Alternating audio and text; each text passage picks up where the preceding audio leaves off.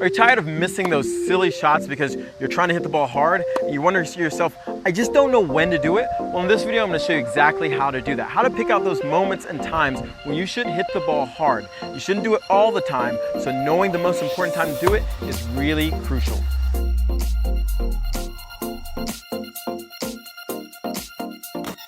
Okay, like I said, in this video, we're going to talk about when is the right time to hit the ball hard.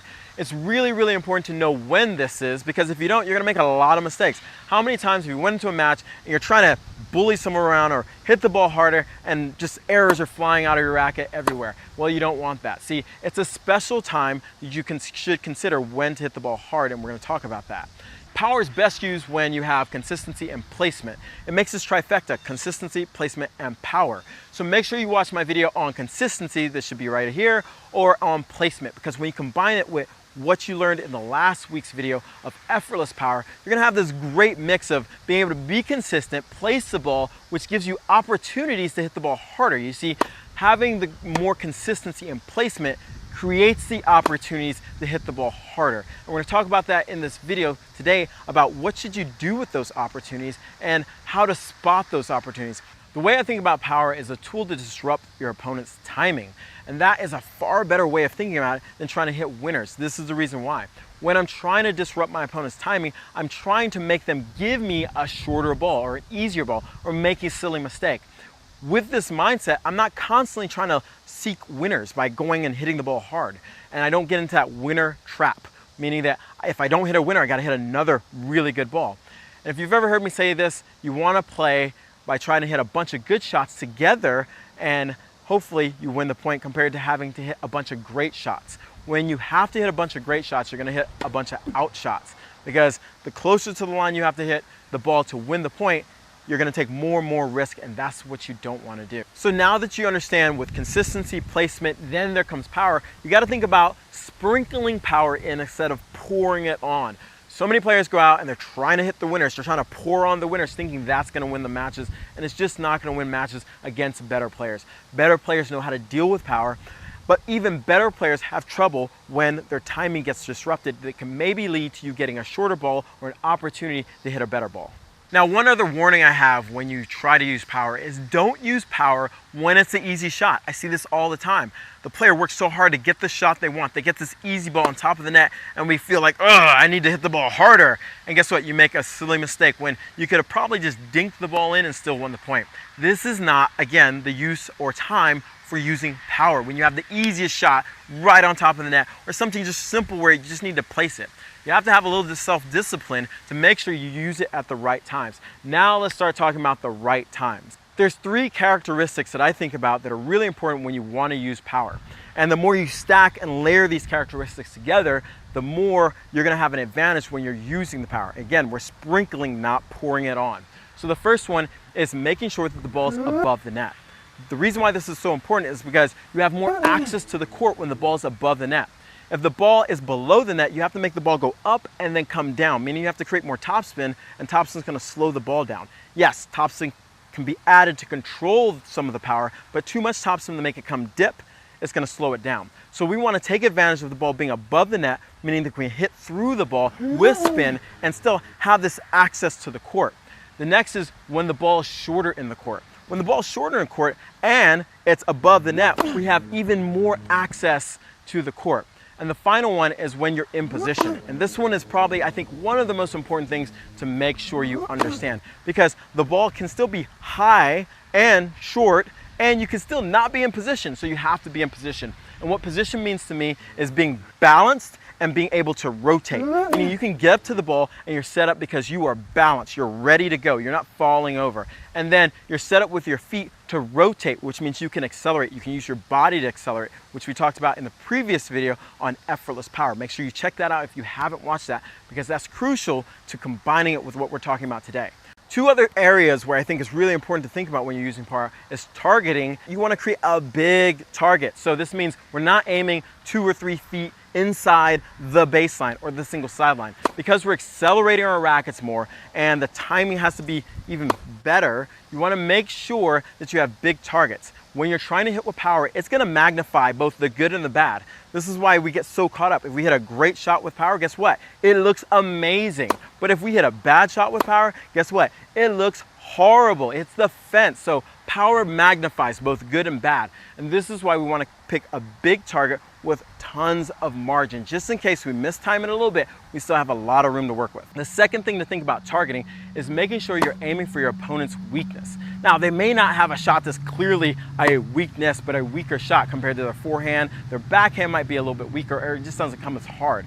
The reason why you might want to do this is because there's a great opportunity to disrupt the timing, giving you the opportunity to get a shorter shot. Another way of looking about this is maybe not necessarily the weakness, but if they have a stroke that takes a little bit more time to produce, they have a bigger swing. Attack that with more power, and that big swing becomes harder to time, giving you the opportunity or the potential opportunity of getting a shorter ball that you can move or attack with more power or whatnot. But again, we're not trying to hit winners. We're trying to disrupt their timing using the power. And so now if you combine all these things, knowing that the ball's short, the ball's above the net, and that you're in position, meaning balance, and you can rotate, and you're targeting their weakness with big targets, this is a great situation to make sure you're not making a lot of mistakes and you're hitting the ball hard. Again, we're sprinkling, not pouring it on. I'm not hitting every ball hard. I'm looking to kind of jab, jab, jab, and throw in the hook when the time is right. If you're constantly going for hooks and you miss, guess what? You're gonna make a lot of mistakes, or you're gonna put yourself in a bad position on the court. Now it's time to go out and take some action. And I want to give you 2 drills you can start working on with a ball machine or with a partner to start improving, noticing those moments when you can now hit the ball harder. The first one is called offense defense. You can do this with a ball machine. It might be a little trickier, but you can still do it.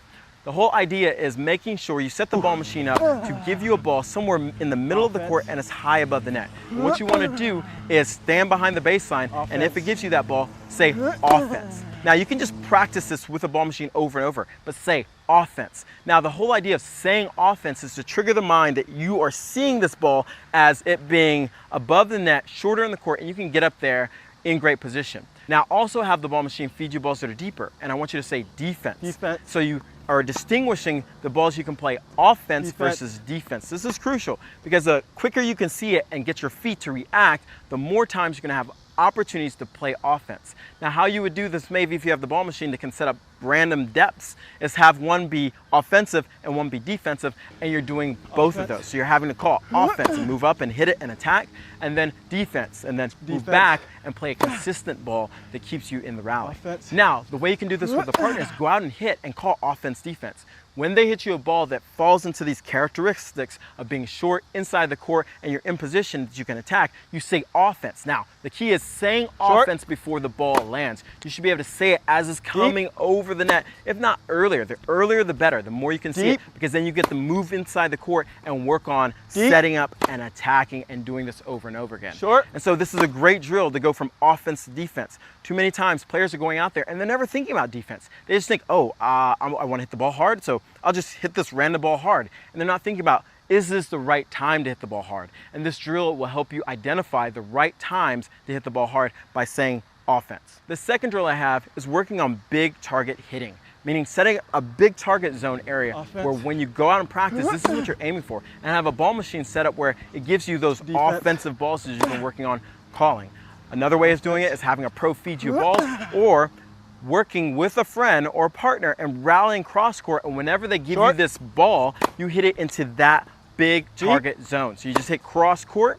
If they leave you on the short, you say offense, you run up there, boom, you hit the ball in the offensive zone. And this is a great kind of drill that you can actually turn into a game where you go cross court, you set up big target zones on each side of the court, and you play out cross court. Now when they attack you and you're pushed back, guess what you gotta call? You gotta call defense, you lift the ball up.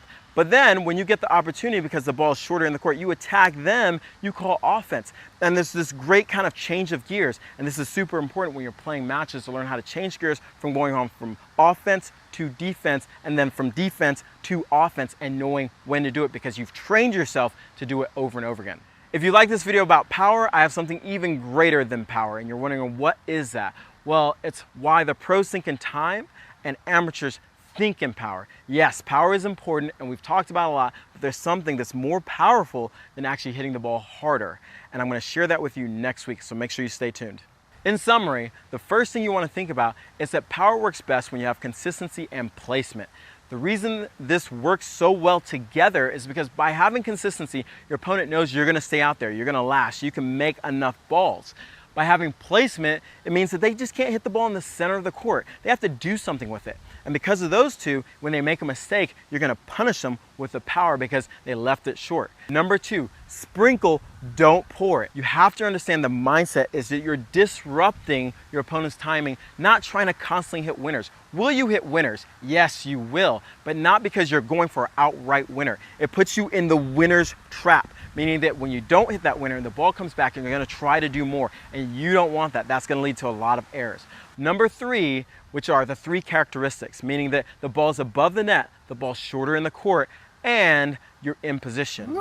With these 3 things going on, this trifecta, it really gives you the biggest chance of being able to hit with power effectively, consistently. Number 4, making sure that you're targeting big targets and you're targeting your opponent's weakness to disrupt the timing. If you're targeting really small targets in the corner, you're going to really put yourself in a predicament of having to hit precise shots, which is more difficult when you're hitting the ball harder because you're accelerating even faster. Your timing has to be that much better. So instead of having to always rely on precise timing, rely on having bigger margins so you don't make so many errors.